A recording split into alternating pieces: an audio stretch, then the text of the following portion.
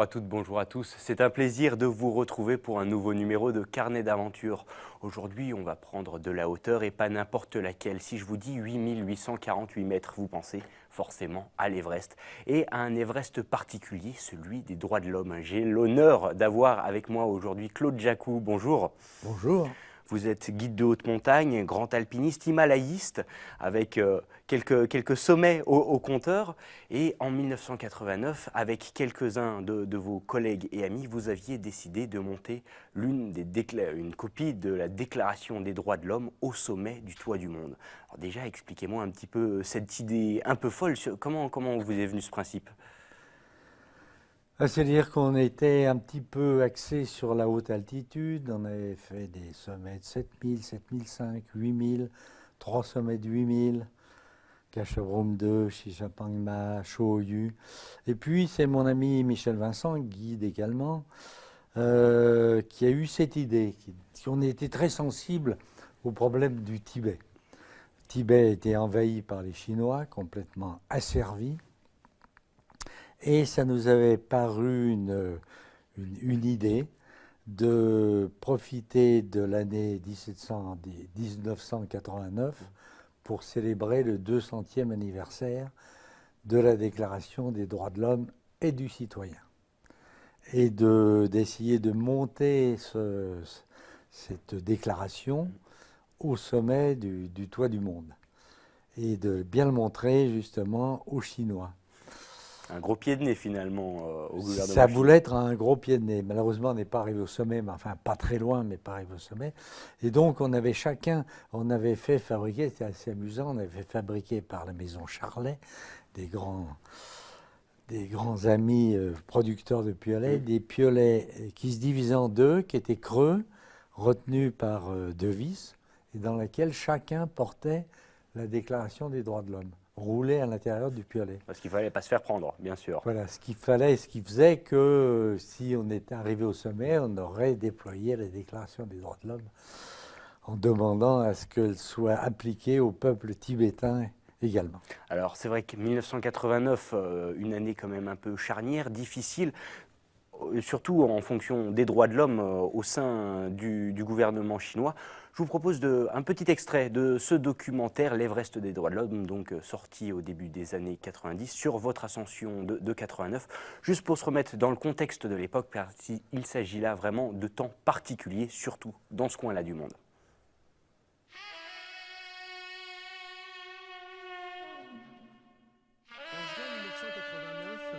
Michel Vincent et Claude Jacou se rendent à Pékin pour demander l'autorisation de gravir l'Everest et d'y déposer symboliquement la Déclaration universelle des droits de l'homme. À leur arrivée dans la capitale chinoise, les manifestations étudiantes battent leur plein. Une statue de la liberté est érigée et le monde entier croit à un changement de régime en Chine. Les chefs de l'expédition, labellisés par la mission du bicentenaire de la Révolution française, voyaient déjà leur projet célébré par le printemps de Pékin. Mais de lourds nuages entourent l'Everest. Et l'avalanche de la répression s'abat sur la révolte étudiante. L'insurrection est écrasée. Les Chinois, avides de dollars, vendent à Jacou et Vincent et leurs compagnons le versant tibétain de l'Everest. Mais pour un demi-automne seulement.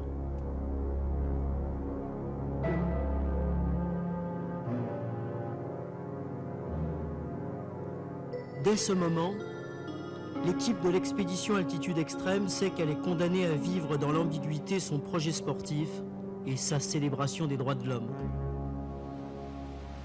L'aéroport de Lhasa bouclé, la loi martiale décrétée, l'état d'urgence appliqué, l'expédition est admise à pénétrer au Tibet en franchissant à pied, depuis Katmandou, la barrière himalayenne. Quand les porteurs tibétains rentrent chez eux, en montant lentement vers les hauts plateaux arides de leur toit du monde, ils savent ce qui les attend. Un exil intérieur. Claude Jacou, on vient de le voir avec ces images, c'était vraiment une expédition particulière. Jamais on n'était monté déjà à l'Everest de cette façon, dans un contexte aussi particulier. Tout à fait, tout à fait. C'était un peu ce qui nous avait poussé. Je dirais même que c'était une ascension presque politique, polémique en tout cas, puisqu'on était extrêmement sensible au désir de liberté des Chinois et surtout des Tibétains, qui étaient considérés comme complètement opprimés. Ce n'était qu'un début, malheureusement. Et il s'agissait là d'une première, quand on préparait cette émission, vous me disiez, jamais cet itinéraire n'avait été emprunté par des Français et qui plus est par des femmes françaises. Exactement. D'abord, aucune femme française n'était arrivée au sommet de l'Everest. Il faudra attendre l'ascension de Christine Janin pour qu'elle y arrive. En 90. Et puis, en 90. Et puis, aucun Français n'était parvenu à ce versant. Ce versant qui était historiquement le premier, puisque c'est en 1924, les Anglais Mallory et Irvine avaient tenté l'Everest par ce versant. Ils ont disparu vers 8500 mètres. On ne sait jamais s'ils sont arrivés au sommet ou pas. Et la question demeure toujours. Voilà, on ne sait toujours pas. Après, il a fallu attendre Hillary et Tenzing en 53, je crois, qui sont arrivés au sommet de l'Everest côté népalais. Mais je disais, en 89, le versant népalais avait été gravi 140 fois et le versant tibétain seulement 14 fois, ce qui montre la difficulté entre les deux versants, outre les difficultés administratives déployées par le gouvernement chinois. Alors, c'est vrai que côté tibétain, c'est tout un symbole également, car je crois que vous avez voulu penser au peuple tibétain lors de cette ascension, parce que finalement, c'est un peu pour eux, pour leur cause, que vous avez choisi de monter une des copies de la Déclaration des droits de l'homme et du citoyen au sommet du point culminant du monde. D'ailleurs, justement, ce peuple tibétain qui était vraiment, vraiment opprimé à ce moment-là, qui sortait tout juste du système des castes, propose de se replonger dans l'histoire avec un autre extrait que vous nous commenterez, Claude Jacou, juste après. Très volontiers.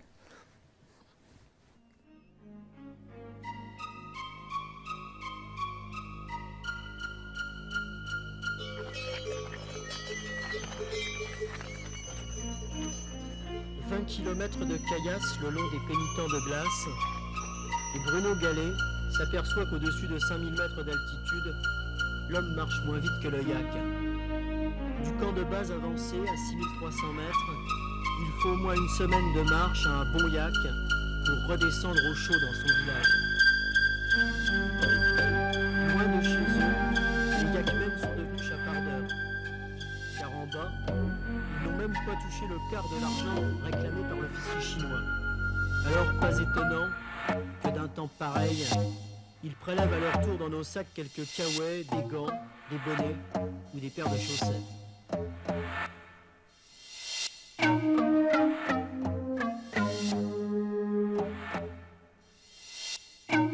Mais ces Tibétains ont d'abord une idée fixe en tête, le retour de leur Dalai Lama en exil.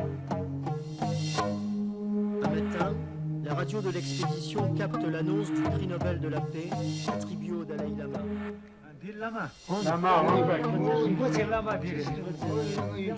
Eric rapporte la nouvelle au Yakman. Il offre une photo du chef religieux en témoignage de solidarité. Si le Dalai Lama revenait auprès de son peuple, il n'est pas sûr que régnerait plus de justice sociale.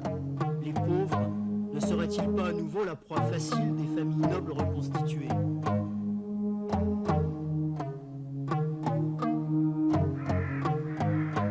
Après la fonte de la neige, les Yakmen recherchent des objets utilitaires ou de première nécessité en fouillant dans les poubelles des expéditions. Des camps engloutis jadis ressurgissent à la surface de petits lacs gelés. De temps en temps, le glacier recrache une tente ou des squelettes. On est loin des photos chinoises représentant le visage comblé du Tibet moderne. Claude Jacou, on vient de le voir avec ces images, c'est vrai que ça paraît presque d'un autre temps. On parle de caste, on voit des Yakman, des Sherpas qui vont fouiller dans les poubelles pour s'équiper. Aujourd'hui, on a vraiment parcouru beaucoup de chemin. C'était vraiment l'un des moteurs de votre expédition, venir un petit peu en aide au peuple tibétain. Oui, oui, tout à fait. Je suis allé pas mal de fois au Tibet, principalement pour aller faire le grand pèlerinage du mont Kailash, qui est tout à fait à l'extrémité ouest du Tibet. Et on a cette ferveur des Tibétains qui est absolument incroyable. Hein. Dès qu'il y a des temples, des chortènes sacrés, ils se prosternent. Vous avez vu qu'on avait toujours avec nous des photos du Dalai Lama et ils s'en emparaient avec dévotion. Ça nous posait des petits problèmes parce qu'on avait une équipe jusqu'au bas, comme eux qui sont venus jusqu'en camp de base avancé. On avait une équipe de Chinois qui nous était imposée. Il y avait 6 Chinois qui nous étaient imposés par le gouvernement chinois, donc un interprète bien sûr, un officier de liaison, un cuisinier, 2 chauffeurs, enfin. Voilà, il y avait des tensions entre les Tibétains et les Chinois qu'on a eu du mal un petit peu à régler, mais c'est ça que le Tibet, surtout à cette période après l'envahissement par les Chinois, était extrêmement misérable, extrêmement pauvre. Vous avez connu là ça avant et vraiment au plus dur Oui, de cette crise. C'était le moment le plus dur. Justement, Après, est-ce que ça, dans votre esprit, il y a beaucoup de choses qui ont changé à partir de là? Oui, ça s'est un petit peu normalisé, disons. Les Chinois se sont conduits un peu moins en envahisseurs. Ils sont toujours des oppresseurs, mais ils ont amené des développements des communications, des routes, des chemins de fer, ce qui fait que maintenant le niveau de vie des Tibétains s'est amélioré. Ils se considèrent toujours comme en esclavage, disons, mais il n'y a pas ces scènes de fouilles, de détritus comme on a connu à cette époque-là. Alors, pendant cette ascension, on le rappelle, à l'automne 1989, vous teniez quand même à, autant que faire se peut, sortir la Déclaration des droits de l'homme et en lire quelques extraits tout au long de cette montée, de cette acclimatation. Pour cela, j'imagine qu'il fallait un peu fausser compagnie aux officiers de liaison. Ça ne devait pas être simple, c'était un peu un double jeu. On y arrivait assez facilement parce que finalement, on était 20 grimpeurs. Et il y a toujours moyen on a pris pas mal de photos des endroits où on était tranquille, on sortait la Déclaration des droits de l'homme, on en lisait un article ou 2 et ça nous motivait en même temps, toute l'équipe, quoi. C'était un peu la carotte au bout du bâton, c'est ce qui vous faisait avancer Non, pas la carotte, mais c'était la base de l'expédition. On était tous partis sur cette idée, l'Everest des droits de l'homme. Et on voulait concrétiser cet objectif-là. Alors juste avant de revenir sur l'équipe qui composait cette expédition, car il y a encore de nombreux noms dont on connaît encore l'aura aujourd'hui. Encore un petit extrait, justement avec cette déclaration qui suit votre phase d'acclimatation dans les hauteurs. On vous retrouve à peu près aux alentours de 5 ou 6 000 mètres. On regarde. Il marche vers le col nord de l'Everest, dans la trace de la cinquantaine d'alpinistes qui ont acheté aux Chinois le même rêve.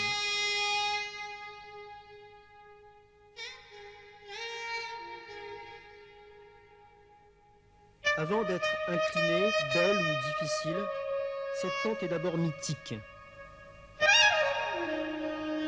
Pour les premiers découvreurs de l'Everest, les Britanniques Irvine et Mallory, cette pente fut en 1924 la rivière de glace sans retour.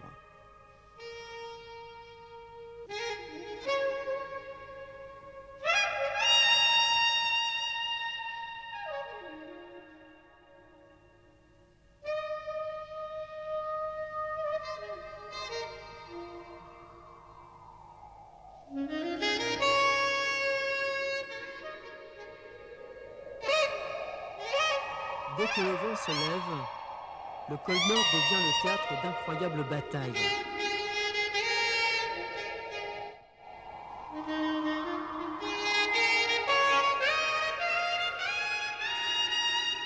Les matériels les plus sophistiqués, les vêtements les plus étanches et les plus épais empêche rarement l'enlisement dans la mouvance des coulées. Et le passage de la crête peut se transformer en une véritable plongée dans l'écume d'une vague de neige.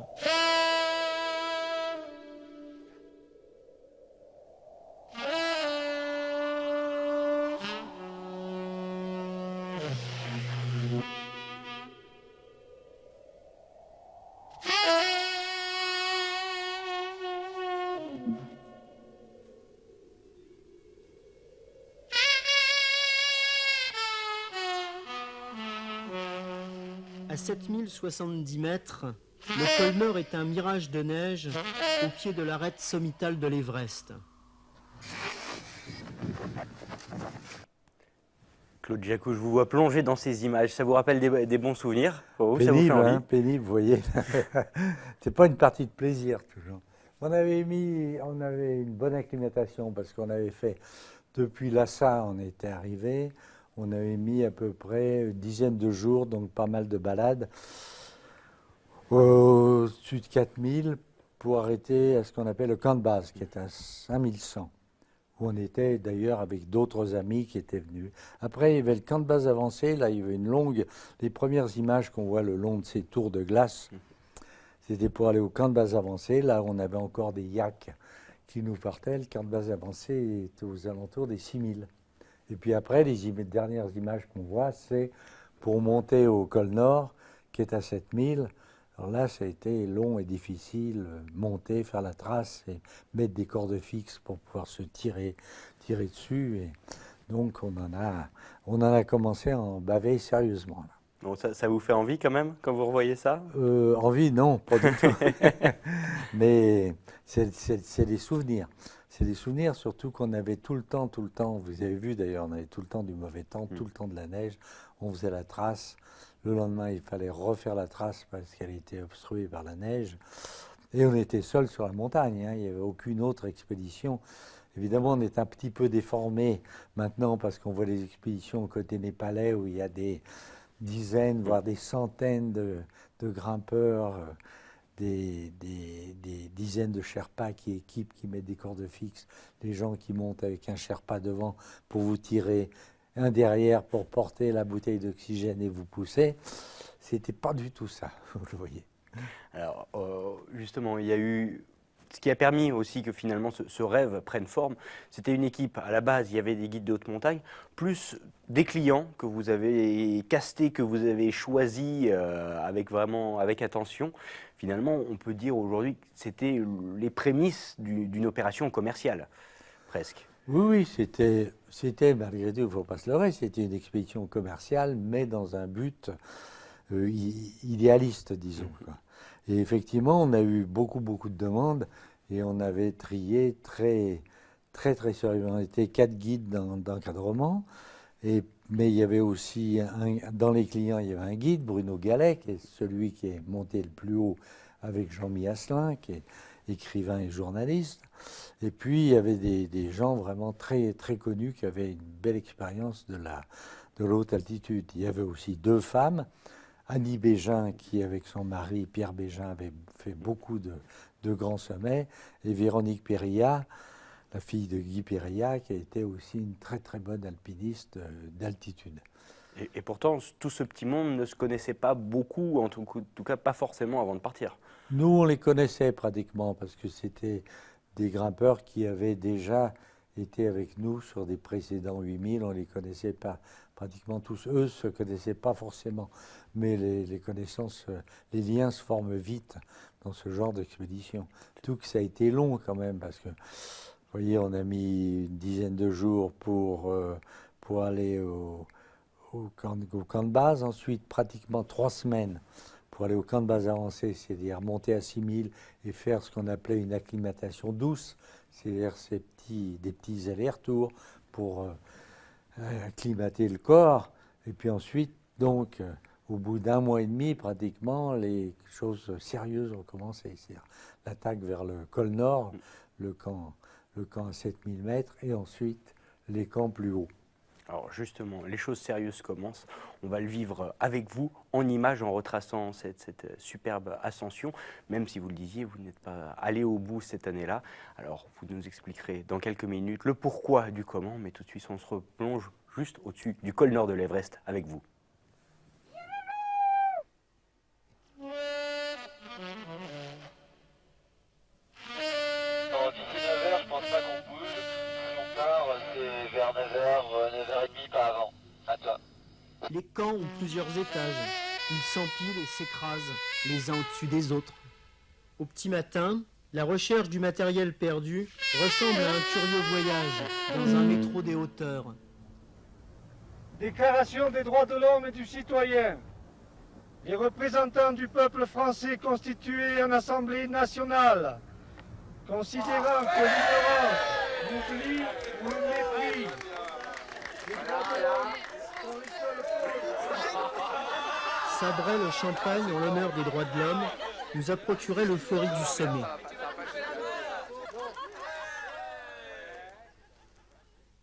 La cime est à moins de 2 kilomètres sur nos têtes, et tous s'y précipitent, naïvement persuadés qu'elle ne pourra pas nous repousser. Prendre les sentiers battus d'homme, foulasse dans la foule. Everest liquide foule, ville d'attente au bas de la Morée, Champs-Élysées. Éviter le tas de poubelles grises.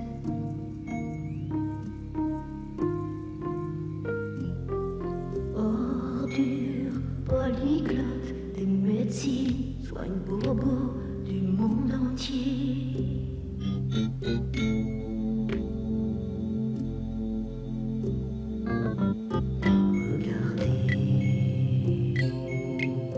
Regardez bien les tanks devenus tout petits.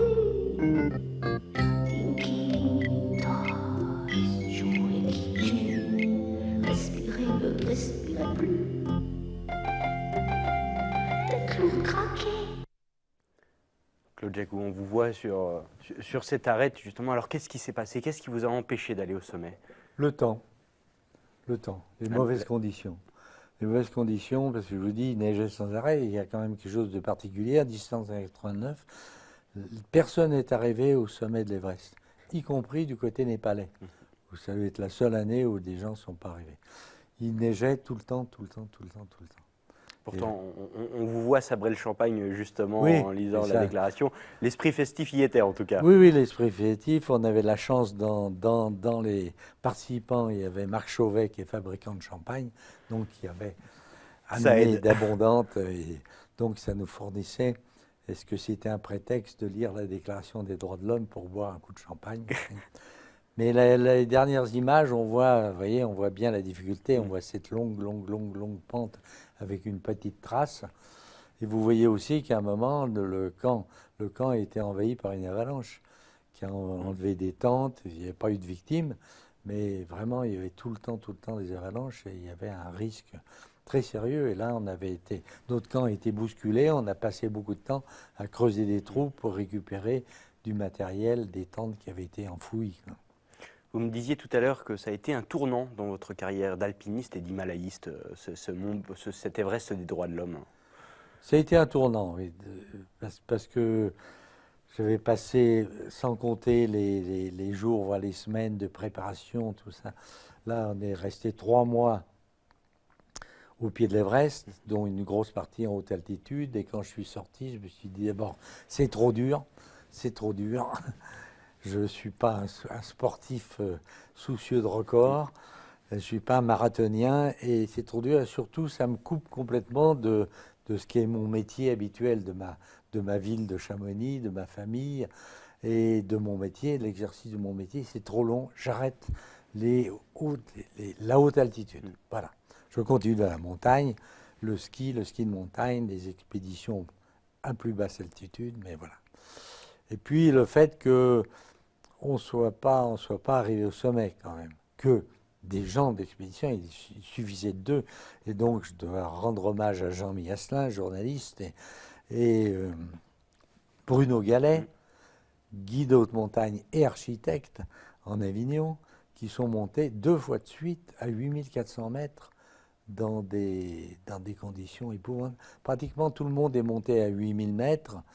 Dernier camp, là, pour lequel on avait monté une bouteille d'oxygène pour cette nuit à 8100 mètres.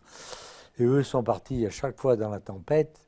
Et à 8400 mètres, ils ont dû arrêter. C'était pas possible. D'autant plus que l'Everest tibétain a cette grosse particularité. C'est pour ça que la voie est si difficile. Parce qu'entre 8000, le ressaut à 8400 mètres, enfin 8395, et le sommet, donc c'est pas très long, hein, il reste 400 mètres, quoi. Et bien, il y a 2,5 km d'arête. 2 km, c'est des choses à une altitude vraiment toujours au-dessus de 4000, vous voyez, 4000, 5000, 6000, et dans le mauvais temps, c'est absolument impossible. Donc, sagement, ils ont fait demi-tour, mais grâce leur soit rendu, ils ont quand même sauvé l'honneur de l'expédition. Ils ont essayé d'aller le plus loin possible. C'est un peu ça finalement, l'himalayisme, c'est toujours cette hypothèse que la montagne gagne, ou en tout cas qu'il faille faire demi-tour. C'est vrai qu'un sommet comme l'Everest, ça se mérite beaucoup, mais c'est un petit peu du joker aussi. Oui, oui, tout à fait. Claude Jacou, merci beaucoup pour votre temps, merci d'être venu dans nos locaux et de nous avoir fait vivre votre expédition, l'Everest des droits de l'homme de 89. Et en tout cas, c'était un plaisir pour nous de vous recevoir ici. C'était un plaisir pour moi de retrouver ces images de Bernard Germain, notre cinéaste, qui a filmé dans des conditions très difficiles et qui a sorti... Vous voyez la petite inclusion aussi très politique des chars de la place Tiananmen qui met juste après la lecture de la déclaration des droits de l'homme. Les ascensions et les sommets peuvent être aussi politiques. Merci beaucoup. Je vous en prie. Et merci à toutes et à tous de votre attention. Carnet d'aventure est fini pour aujourd'hui. On se retrouve très vite. À bientôt sur 8 Mont Blanc.